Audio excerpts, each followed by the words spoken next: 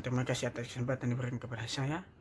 Uh, saya Gero Bernaban. Sini saya akan membahas tentang pengertian modal bank. Jadi yang saya akan bahas di sini itu yang pertama itu menurut beberapa pendapat dari ahli-ahli. Yang pertama itu menurut Dahlan Siamat. Jadi menurut Dahlan Siamat itu modal bank itu merupakan dana yang diinvestasikan oleh pemilik dalam rangka pendirian badan usaha yang dimaksud itu untuk membiayai kegiatan usaha bank. Di samping itu harus memenuhi beberapa peraturan yang telah ditetapkan. Yang kedua menurut Komarudin Sastradiapura. Di situ dia mengatakan bahwa modal bank itu sebagai sejumlah dana yang diinvestasikan. Itu dalam berbagai jenis usaha seperti Ventura. Yang berikut itu menurut N. Lapoliwa. Dia mengatakan bahwa modal bank itu merupakan modal awal pada saat pendirian bank yang ini jumlahnya telah ditetapkan dalam suatu ketentuan atau pendirian bank. Jadi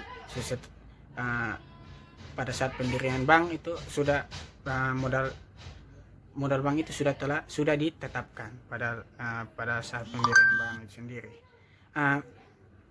Jadi berdasarkan dari 3 pendapat yang di atas, kita bisa disimpulkan bahwa modal bank itu merupakan dana yang diinvestasikan oleh pemilik untuk membiayai kegiatan usaha bank yang jumlahnya telah ditetapkan. Modal bank itu ada sebagai cadangan atau backup. Itu jika bank mengalami kesulitan itu bisa ada dana yang telah disimpan atau backup tersebut. Semakin banyak modal bank, pertumbuhan bank akan semakin baik walaupun modal bank sudah melebihi aturan sebagaimana ditetapkan oleh bank otoritas yaitu bank sentral. Modal bank dapat berupa modal inti, laba, di situ ada laba tahun berjalan, laba ditahan, cadangan umum, dan modal pelengkap. Di sini saya akan membahas risiko ketidaklancaran bank dalam memenuhi kewajibannya atau risiko likuiditas. Yang pertama, risiko ketidaklancaran kredit. Risiko ini dapat terjadi jika pihak-pihak tertentu yang meminjam uang kepada bank tidak lancar membayar angsurannya. Yang kedua, risiko pendapatan investasi. Risiko ini dapat terjadi jika tidak ada kestabilan bunga antara bunga yang didapatkan oleh bank dengan bunga yang harus dibayarkan oleh bank. Yang ketiga, risiko kerugian operasional. Risiko ini dapat terjadi jika biaya operasional yang dikeluarkan bank lebih besar dari keuntungan yang didapatkan. Yang keempat, risiko kecurangan atau kenakalan. Risiko ini biasanya timbul akibat tindakan atau perilaku petugas bank yang tidak memahami bahwa uang yang ada di bank sebenarnya utang bank yang harus dibayarkan kembali kepada masyarakat.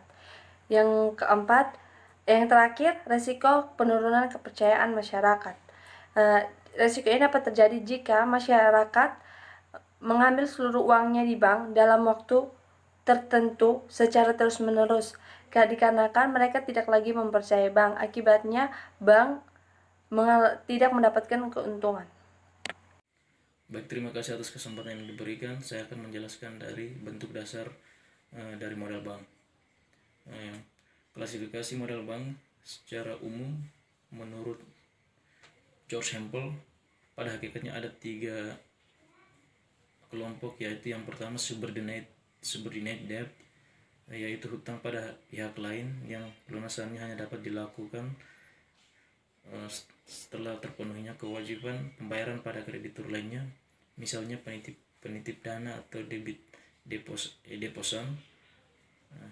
Subordinate debt biasanya berbunga dan bank tersebut akan membayar bunga tertentu di masa yang akan datang. Yang kedua, preferred stock, yaitu sejumlah dana tertentu yang ditanamkan oleh pemilik saham yang kewajiban untuk membayar dividen dalam jumlah tertentu hanya dapat dilakukan setelah terpenuhinya pembayaran atas pemilik dana. Yang ketiga, common stock, yaitu modal dasar yang dimiliki oleh suatu bank yang biasanya terdiri dari dana saham, harga saham di atas pari, cadangan modal, dan laba ditahan. Nah, yang berikutnya klasifikasi modal bank menurut otoritas moneter itu yang pertama first tier capital, yaitu modal utama yang ditanam di bank tersebut. Yang kedua second tier capital yaitu sejumlah dana modal yang bahkan bersumber dari pemilik atau pemegang saham tersebut. Baik, terima kasih. Di sini saya akan menjelaskan tentang fungsi modal bank. Yang pertama, sebagai sumber dana yang diperlukan untuk membiayai kegiatan usahanya sampai batas-batas tertentu.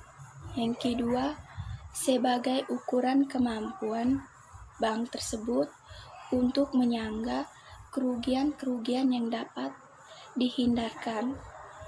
Dan yang ketiga, sebagai alat pengukur besar kecilnya kekayaan yang dimiliki oleh para pemegang saham. Dan fungsi yang keempat, dengan modal yang mencukupi memungkinkan bagi manajemen bank yang bersangkutan untuk bekerja dengan efisiensi yang tinggi seperti yang dikehendaki oleh para pemilik modal pada bank tersebut. Sekian. Sedangkan menurut Binton Lipit, ada 4 hal yang berkaitan dengan fungsi modal bank, yaitu yang pertama, untuk memenuhi kebutuhan deposan yang tidak diasuransikan pada saat bank mengalami keadaan insolvable dan likuidasi.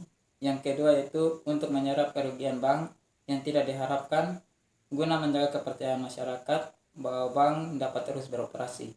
Yang ketiga itu untuk memperoleh sarana fisik dan kebutuhan dasar lainnya yang diperlukan untuk menerapkan pelayanan bank. Dan yang terakhir sebagai alat pelaksana peraturan pengendalian ekspansi aktiva yang tidak tepat. Baik, perkenalkan nama saya Catherine Tahun. Di sini saya akan menjelaskan tentang prinsip dasar manajemen modal bank. Prinsip manajemen modal bank akan tercermin dari langkah-langkah dalam memperhitungkan kebutuhan modal yang memadai, yaitu ada 3 hal. Yang pertama, menyusun rencana keuangan secara menyeluruh. Dalam penentuan modal bank, perlu perencanaan menyeluruh terhadap aspek keuangan bank. Proses perencanaan tersebut dimulai dari analisis kinerja bank yang bersangkutan.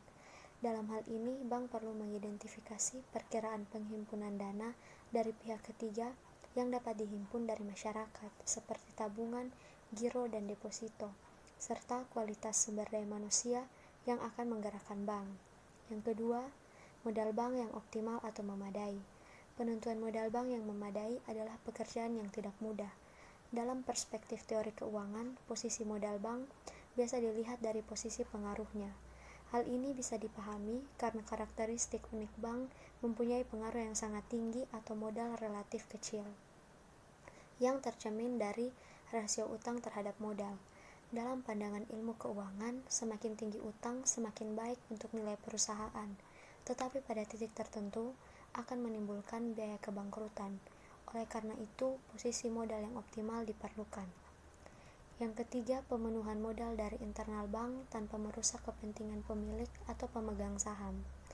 Dengan terpenuhinya modal dari internal, maka menunjukkan bank tersebut mampu tumbuh dengan kekuatan sendiri, yaitu dari sisa laba bank. Terima kasih.